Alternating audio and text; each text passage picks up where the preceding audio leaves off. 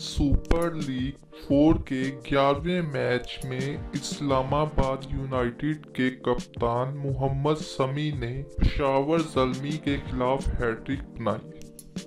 Fast bowler کی آخری 3 گیندوں پر وہاب ریاض، عمید آصف اور حسن علی آؤٹ ہوئے۔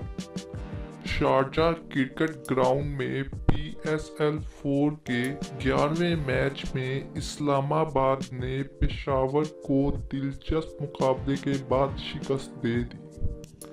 اسلام آباد کے کپتان محمد سمیع نے آخری 3 گیندوں پر پشاور کے آخری 3 پلیئر وہاب ریاض، عماد وسیم اور حسن علی کو آؤٹ کر کے ہیٹ-ٹرک بنائی اور اپنی ٹیم کو فتح سے ہمکنار کیا۔